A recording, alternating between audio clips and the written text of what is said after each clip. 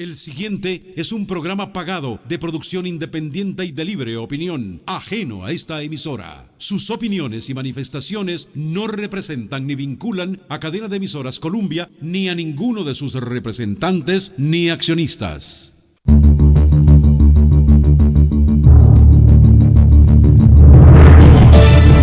Es la medianoche. Se inicia el primer programa Columbia de este nuevo día. Juzgue usted. Dirige el periodista Carlos Jiménez Guillén.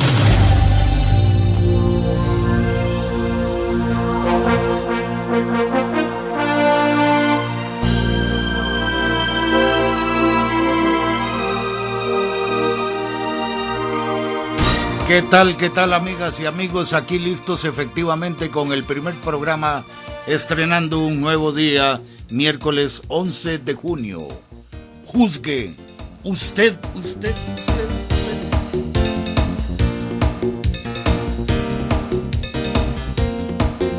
En el control principal Columbia a esta hora, don Sergio Ramírez.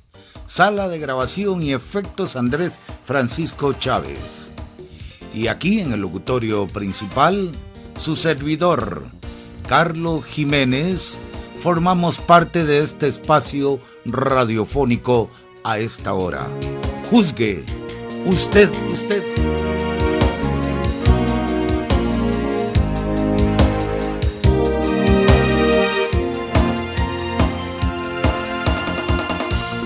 Esta sección de servicios del programa sobre la restricción vehicular para hoy miércoles 11, aquellos vehículos que terminan las placas en números 5 y 6 no pueden circular adentro del anillo de circunvalación. Respetemos esta disposición vial y evítese la multa.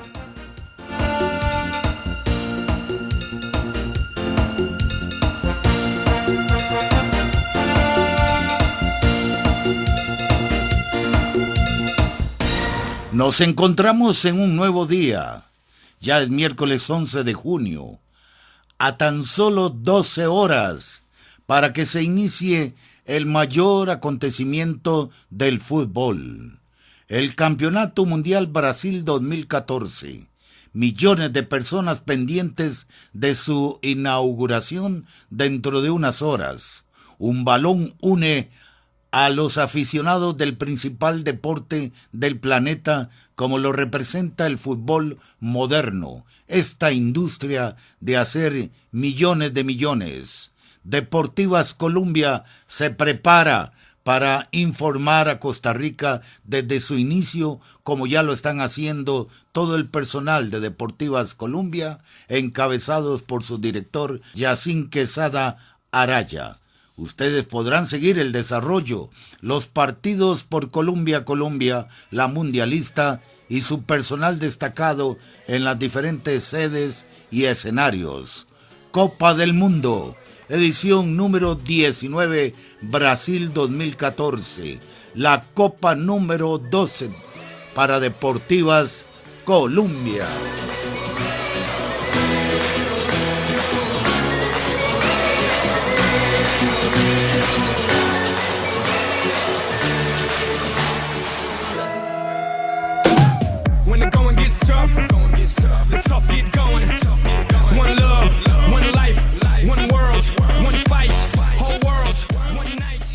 Bueno, y el presidente de la República, Solís Rivera, y comitiva se encuentran, o ya creo que va volando hacia Nueva York tras su visita, reuniones, encuentros con empresarios en San Francisco, California, y desde la costa este hasta Nueva York.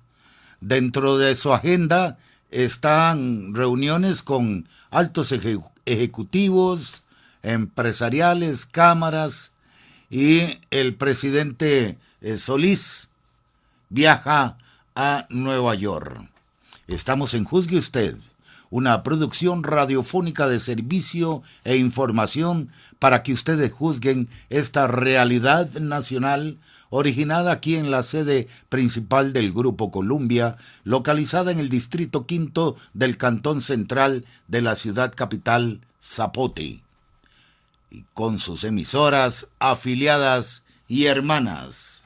99.5 FM. Radio 2.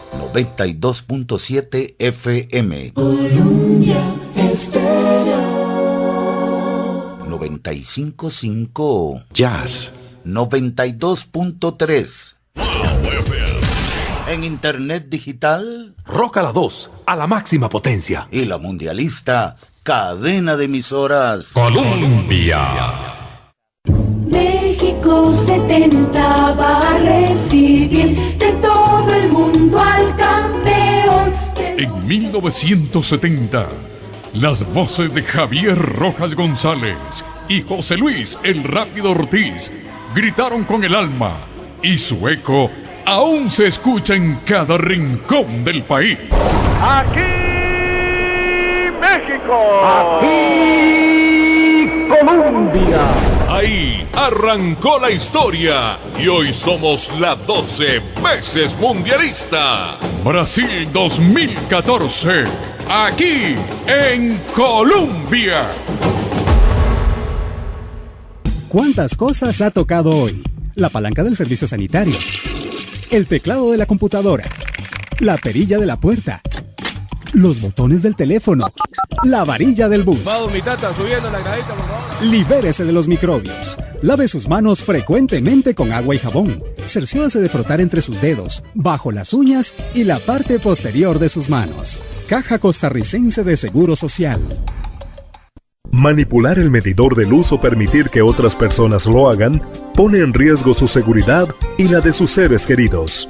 Es urgente avisar cualquier irregularidad que detecte al número telefónico 800 Energía, 800-363-7442. Compañía Nacional de Fuerza y Luz, Servicio y Energía.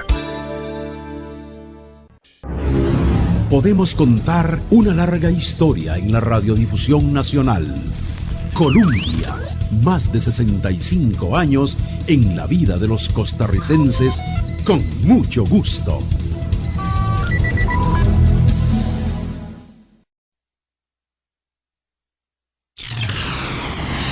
Juzgue usted. Por Colombia, Colombia, con un país en sintonía, una vez más invitando a las y los oyentes para que participen en nuestras redes sociales. En Facebook, Juzgue Usted Colombia. En Twitter, Juzgue Usted CR. Y en YouTube, para que ustedes escuchen los programas emitidos, Juzgue Usted. Bienvenidos. Bueno, vamos a empezar con este tema que a todos nos ha provocado diferentes reacciones, la indignación en general, por esto que hizo la llamada Autoridad Reguladora de los Servicios Públicos.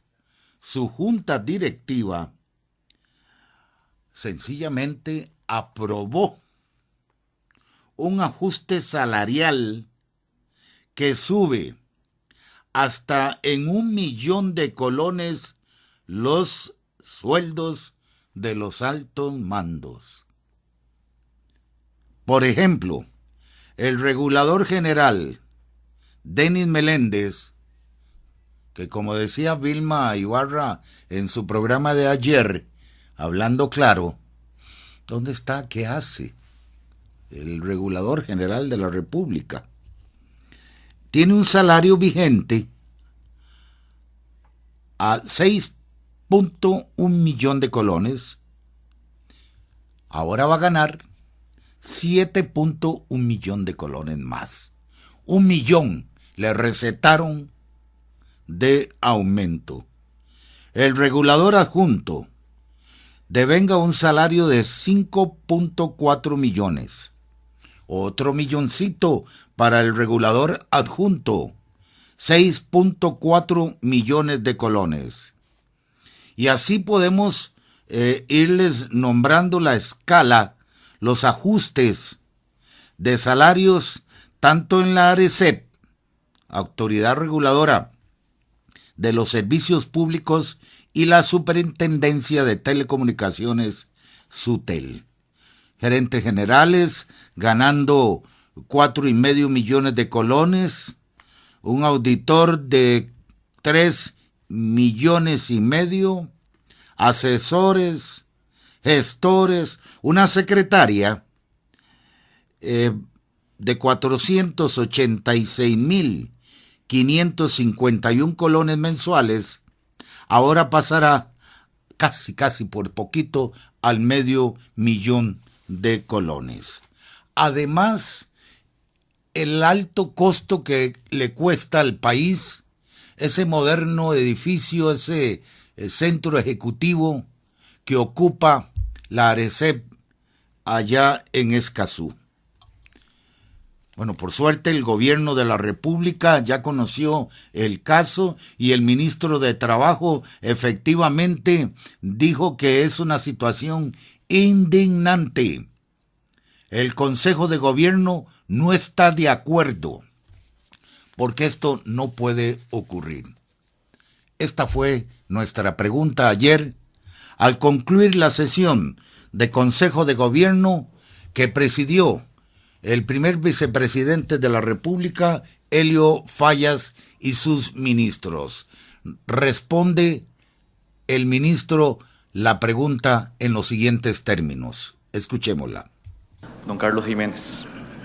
Por casualidad, el Consejo de Gobierno analizó esta piñata salarial en la ARECEP, provocando una vez más esta brecha salarial, que eso no se debe permitir en el escalafón de funcionarios, que provocan incluso esa discriminación.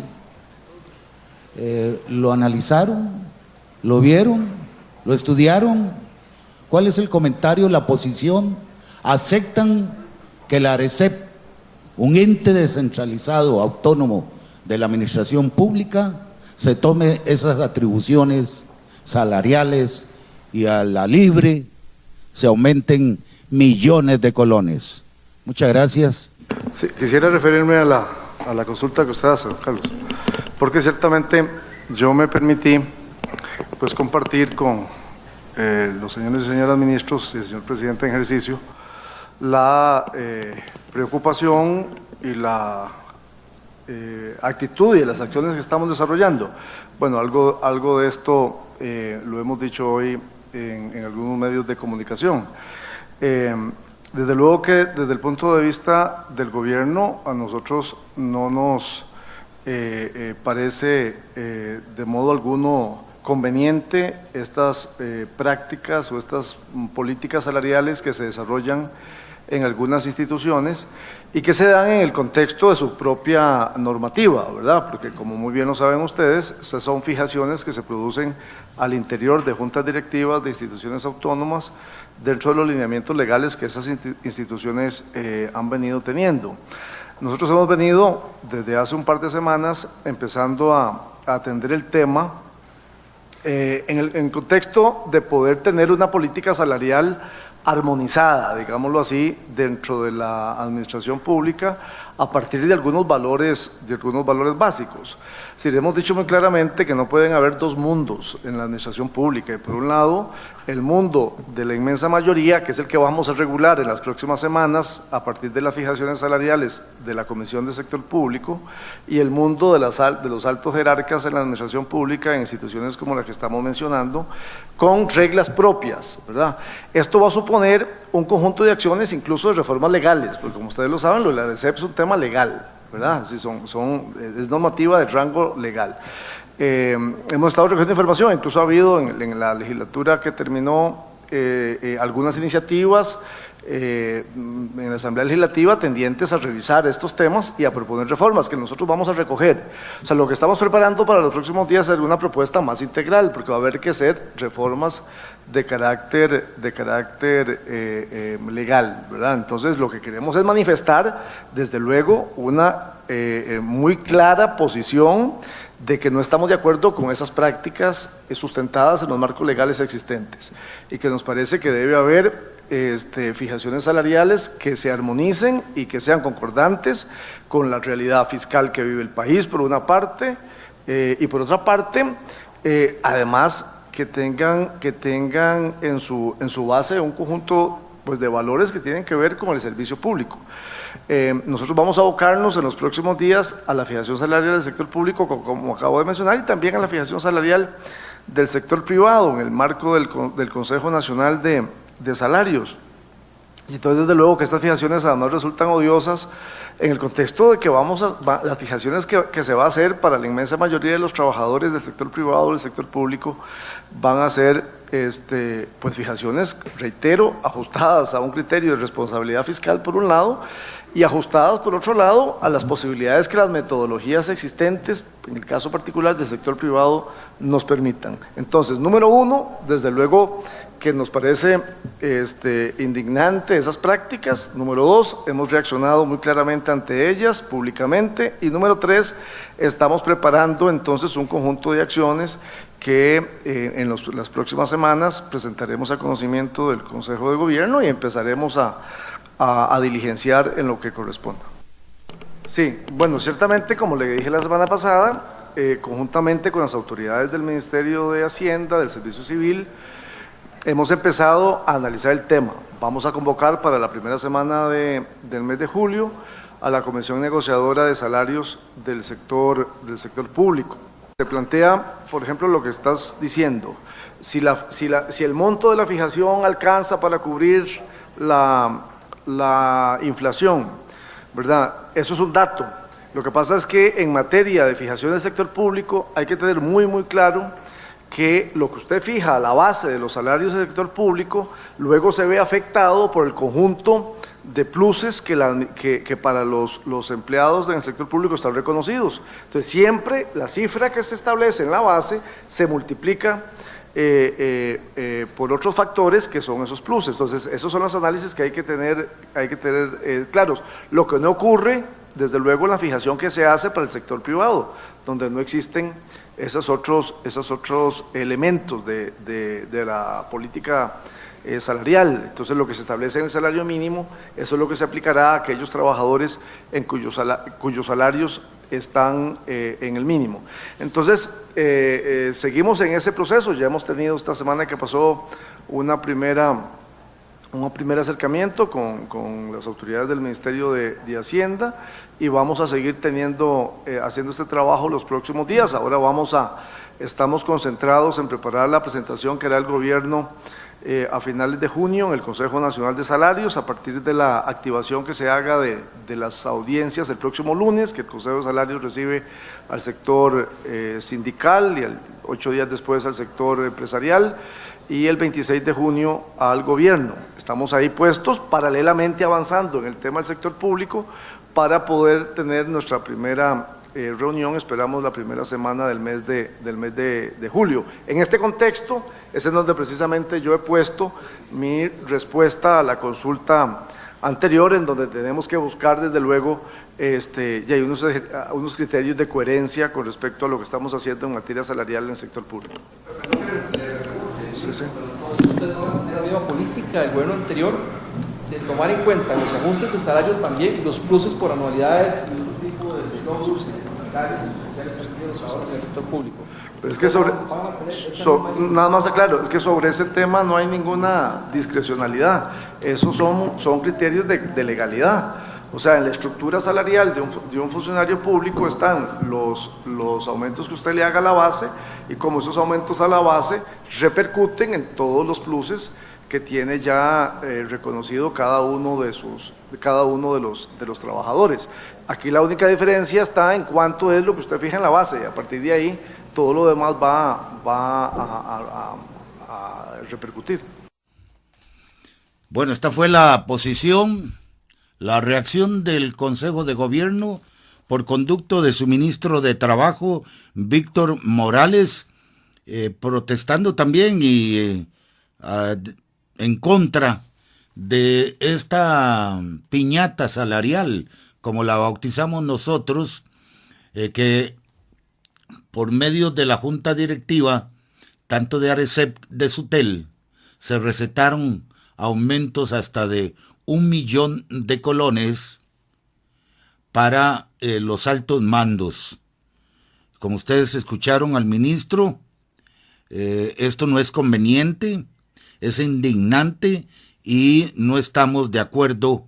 La próxima semana el gobierno va a variar la fijación de su política salarial porque no pueden existir dos mundos. Y como diría un guanacasteco, en su filosofía popular, el que tiene más galillo traga más pinol. Hay otro tema también que para los consumidores, en este boom de la telefonía celular, una propuesta de Sutel, que es precisamente el cobro por descarga en la telefonía móvil.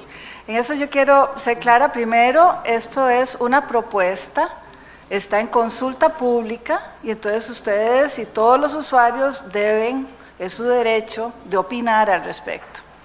Ahora, cuando hablamos de cobro por descarga, ¿qué significa? Simplemente que yo voy a pagar por lo que yo uso. En la telefonía tenemos un 5% de los usuarios de alto consumo y ese 5% están distorsionando verdaderamente para el resto. Entonces ustedes me van a decir qué es más beneficioso. Si yo tuviera, por ejemplo, les hago un ejemplo, el abastecimiento de agua a una comunidad, entra por un tubo, pero resulta que hay un 5% que abren la llave permanentemente a todas horas y en gran cantidad. Tarde o temprano el resto vamos a sentir una disminución. Y esos que abren el tubo a todo volumen pagan lo mismo que yo que lo uso de vez en cuando. Entonces la idea es cobrar por descarga, que es el modo que mundialmente se utiliza. Entonces, ¿qué es lo que pasa?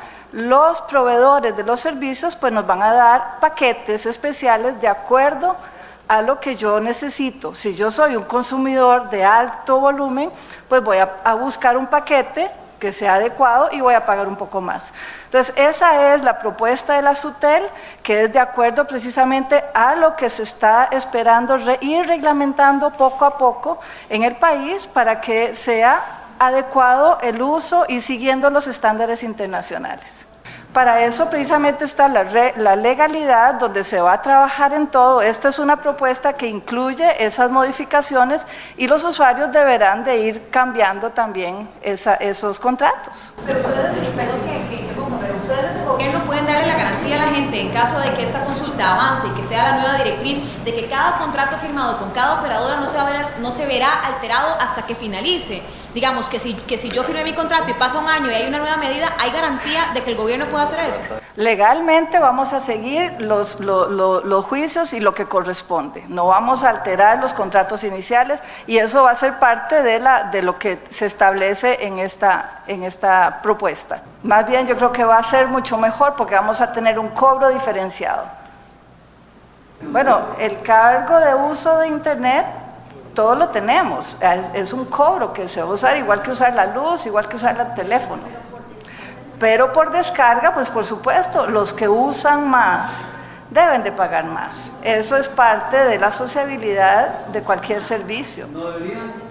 Bueno, es una propuesta, queda abierta para que hagan todos los comentarios, de hecho todavía no es, y esa es parte también de nuestra política, abrir al diálogo, oír las opiniones de todos.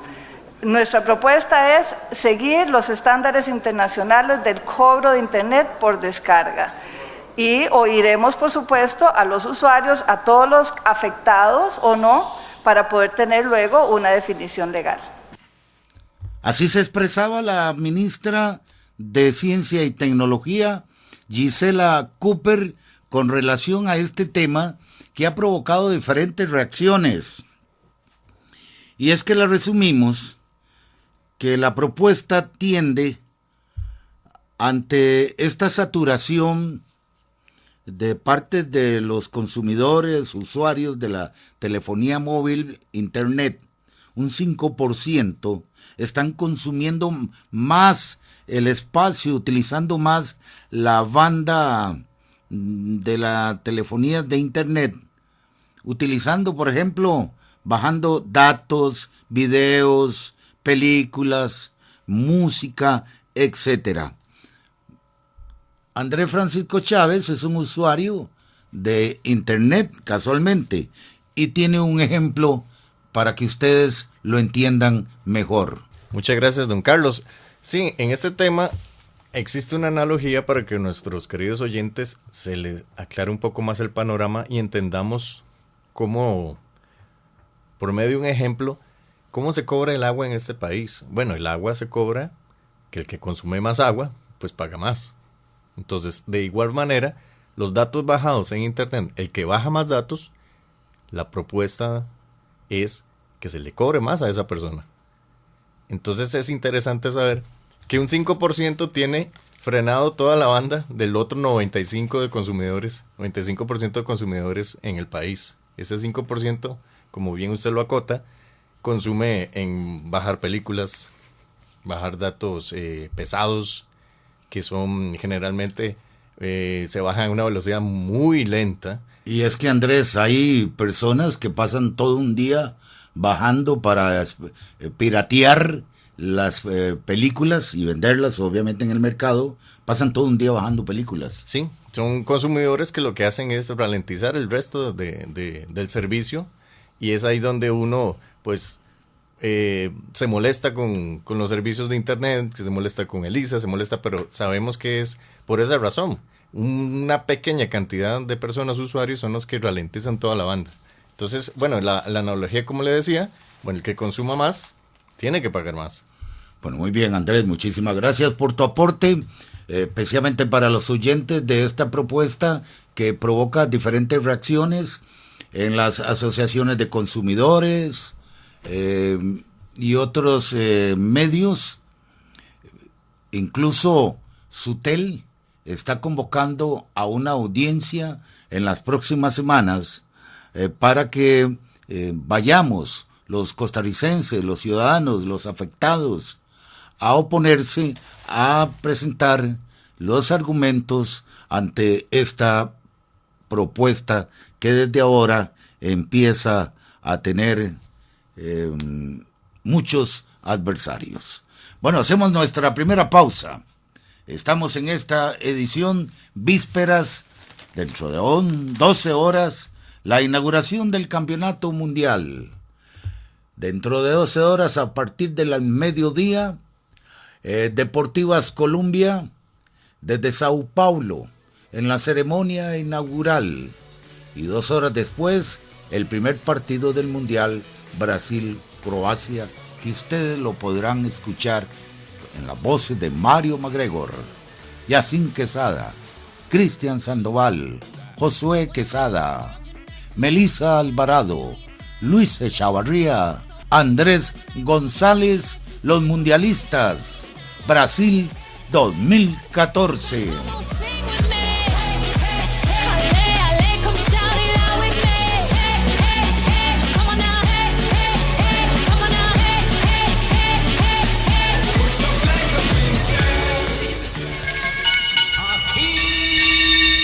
Colombia.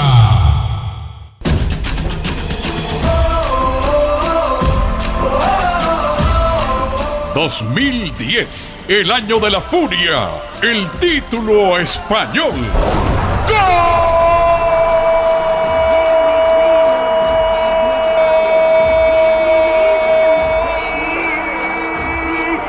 ¡De España!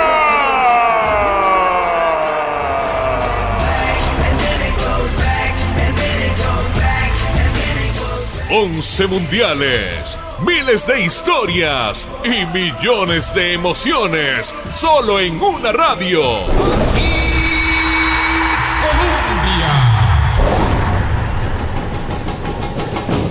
Brasil 2014, aquí en Colombia, la 12 veces mundialista.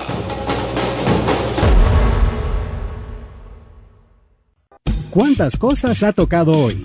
La palanca del servicio sanitario, el teclado de la computadora, la perilla de la puerta, los botones del teléfono, la varilla del bus. Vamos, mi tata, subiendo la gradita, por favor. Libérese de los microbios. Lave sus manos frecuentemente con agua y jabón. Cercióese de frotar entre sus dedos, bajo las uñas y la parte posterior de sus manos. Caja Costarricense de Seguro Social. Manipular el medidor de luz o permitir que otras personas lo hagan pone en riesgo su seguridad y la de sus seres queridos. Es urgente avisar cualquier irregularidad que detecte al número telefónico 800 Energía 800-363-7442. Compañía Nacional de Fuerza y Luz, Servicio y Energía. Podemos contar una larga historia en la radiodifusión nacional. Colombia, más de 65 años en la vida de los costarricenses, con mucho gusto.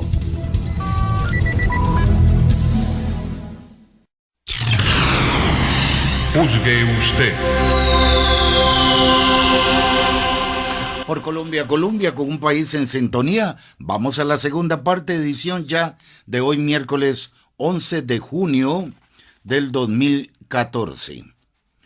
Hoy, juzgue usted, recibe a un invitado, amigo, colega y escritor. Pertenece a una generación contemporánea a la de nosotros.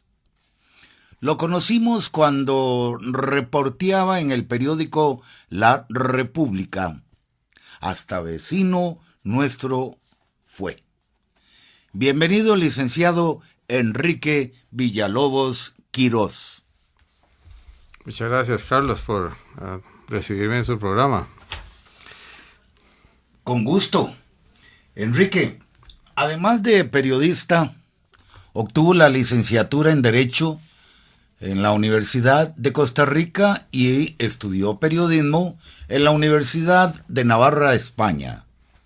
Ha escrito al día de hoy 7 libros de texto, 5 en Derecho Tributario y Financiero, 2 en Periodismo. Recientemente se llevó a cabo el acto de presentación de su última publicación, Un rugido al amanecer. También ha publicado Huellas de ceniza, primera novela policíaca en el país, El eclipse de los sátiros y crónica de un amor en el Paso de la Vaca. Además de su paso por el periódico La República, también laboró en La Nación. Fue jefe de redacción en el periódico Centenario de Costa Rica, como lo constituye la Prensa Libre. En la función pública, fue jefe de prensa del Banco Central y jefe de Relaciones Públicas de la UNED. Parte del recorrido y experiencias de este apreciado colega, hoy, por supuesto, peinando canas, el abuelo Quique, como le llaman sus queridos nietos. Bueno, Enrique, hablemos de esta última publicación suya y quisiera, a manera de introducción, nos resuma el rugido del amanecer, al amanecer. Sí, con mucho gusto, Carlos. La génesis, el origen de este libro se debe a que hace como unos 13 años escribí una serie de relatos de anécdotas que me han sucedido a lo largo de la vida, principalmente en la juventud. Esos los que escribí eran relacionados con la juventud y el ejercicio del periodismo. En la Revista Nacional de Cultura que publica la UNED me han publicado 12 relatos a lo largo de varios años, porque esa revista es semestral. En la directiva de la Revista de Cultura está nada menos que don Alberto Cañas, está Marjorie Ross, está estuvo don Samuel Robinsky, que de Dios goce, igualmente don el que era Eugenio Rodríguez, excontralor de la República, el rector de la de la UCR, y ahora está también Felo García, uno de los mejores artistas plásticos del país, y está Inés Trejos de Montero. Entonces yo estaba muy contento de que gente de ese calibre pues les pareciera bien. Me cuenta Ali Víquez, que es el editor de la revista, que don Eugenio Rodríguez y Samuel Robinsky le preguntaban a menudo si ya yo había enviado algún relato para leerlo. En enero de este año, a raíz de un suceso que me pasó a mí, un estallido de una bomba en la mano. Es curioso, el incidente es divertido ahora, fue muy doloroso en su momento. Cuando yo empezaba el primer año del colegio, en el verano, nos dio por tirar bombas y explotarlas y experimentar con ellas. Reventábamos chayotes y tarros de pintura. Travesuras de la época. Travesuras de la época, así infantiles. Así es. Entonces nosotros teníamos un par de vecinas, las hermanas Calderón, eran muy bonitas y coquetas, y llegamos a la casa de ellas ahí a impresionarlas tirando bombas al aire. Entonces Sonia, que se murió, quería tirar una, pero le daba miedo. Entonces me dijo a mí que yo la tirara. Entonces estuve de acuerdo y que ella le iba a encender. Y cogió un fósforo e incendió. Para mi horror, en vez de encender la mecha por el principio, la encendió hacia el final. Y entonces yo instintivamente lancé la bomba, pero un segundo después la bomba explotó. Entonces el estallido me afectó gravemente la mano. Todas las uñas se me cayeron, se me abrieron los dedos, la palma de la mano quedó incrustada de pólvora. Bueno, fue muy grave. Enrique, sí, podemos seguir hablando, sí, pero quisiera también preguntarle, bueno, ese es el contenido, la temática literaria que incluye su vida, la infancia, adolescencia, juventud y ahora como adulto mayor. Por eso le motivó escribir sobre esta fructífera vida suya. Bueno, lo que me motivó fue precisamente eso, porque a raíz de ese incidente que salió en el periódico, es decir, yo fui al hospital, me curé de esa herida y regresé a la casa en la noche, oculté la mano para que mi mamá no la viera porque era una regañada segura. Y en la mañana temprano, mamá me llamó a gritos, y entonces yo acudí ahí al comedor donde ella estaba y iba ocultando la mano, y entonces ella me dijo, enséñeme la mano, y yo me quedé sorprendidísimo, y ¿cómo supo lo de la bomba si a nadie le he dicho? Y ella me dice, sí, justamente aquí en el periódico salió la noticia, o sea, usted le explotó la mano y su diablura salió hasta en el periódico. Eso fue divertido porque ese fue mi primer encuentro con el periodismo, ¿verdad? Y ahora 54 años después, este verano, en enero, me entró siempre había tenido la espinita, pero dije yo nunca vi la noticia, entonces me fui a buscarla a la Biblioteca Nacional, y al segundo día de búsqueda la encontré. Ahí estaba. ¿En qué periódico? La Nación. La Nación. Sí. Pero resulta que es muy corta la noticia, pero es divertida porque dice, en el barrio Escalante, a la niñita Jenny Villalobos Quiroz, de 13 años, le explotó una bomba en la mano, dañándola gravemente. Y entonces, imagínate, primer encuentro con el periodismo, me cambian el sexo y me cambian el nombre. Entonces era divertido el asunto, y entonces yo escribí un relato para la revista de Cultura de la UNED y se los envié, y pocos días después el editor, Ali Víquez, me dice: Enrique, ha sido un éxito, tu relato fue aceptado totalmente. Entonces yo me dije a mí mismo, caray, si cosas de mi juventud y mi infancia también le interesa a otra gente, pues, pudiera ser interesante publicar un libro con relatos de cosas que me han ido sucediendo en la vida. Por supuesto, son escogidos, cada uno de nosotros tendrá muchas más anécdotas, pero obviamente tampoco quería hacer un libro muy grande. Salió un libro de más de 300 páginas. Sí, casualmente, Enrique, aquí lo tenemos en nuestro poder. Claro, la portada lo dice todo, ¿verdad? Con el artista, el galán. Un rugido al amanecer, Enrique Villalobos Quirós. ¿Por qué lo bautizó así? Porque por este capítulo que porque es que hay un relato justamente que se origina en Roma. Cuando yo estaba estudiando en Pamplona, iniciando estudios, salió la noticia y corrió entre los estudiantes donde yo vivía, en un colegio mayor, que es como una residencia de estudiantes, de que en Roma el Papa Pablo VI iba a ir a inaugurar un dormitorio del Opus Dei, como un dormitorio para obreros. Entonces nos invitaban si queríamos ir. Claro, ese asunto me interesó muchísimo, porque conocer Roma para mí era así algo fantástico, ¿verdad?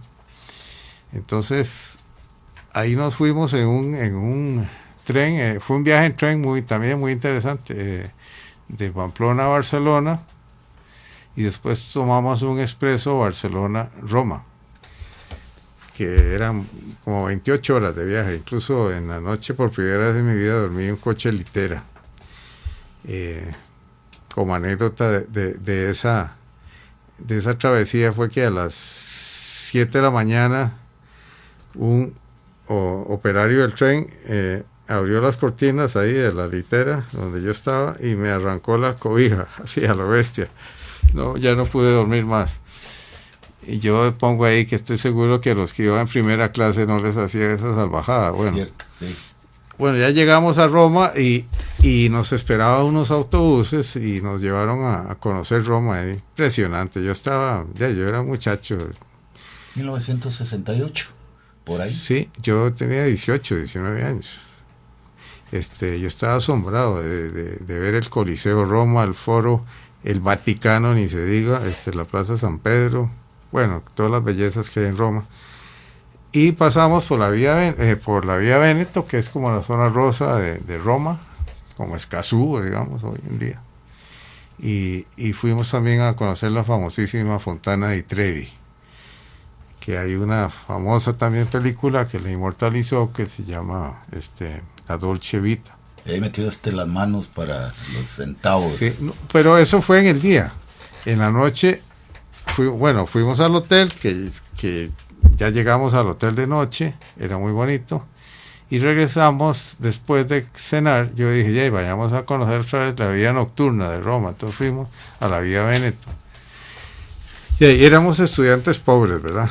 Todos. Y entonces 2 vasitos de vino tinto al rato se nos acabaron y ya se nos acabó el dinero. Entonces estábamos en la madrugada ahí en Roma, ya hacía frío, era noviembre, y yo le dije a 2 compañeros míos españoles, les dije, mira, vayamos a la Fontana di Trevi, recogemos monedas que tira ahí la gente, y para tomar el tranvía y regresar al hotel. El hotel era como decir Escazú con relación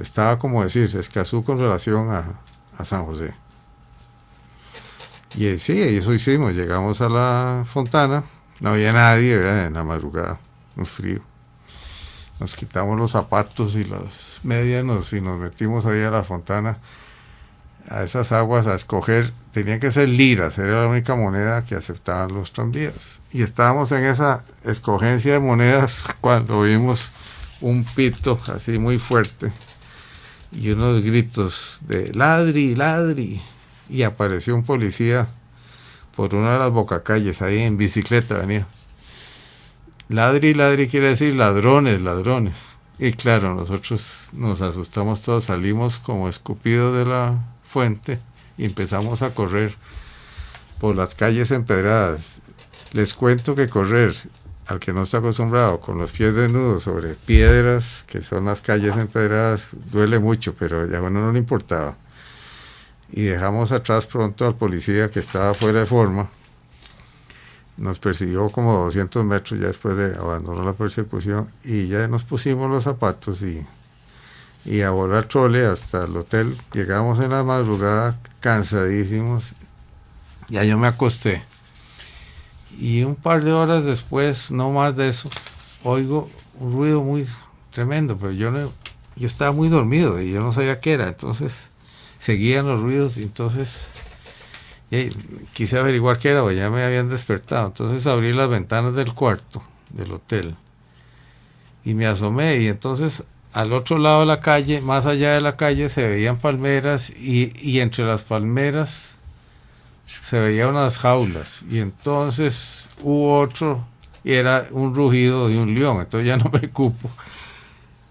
ocupo duda, y resulta que estábamos a la par del zoológico, y entonces entendí por qué es que el hotel donde nos habíamos alojado era tan barato, ¿verdad?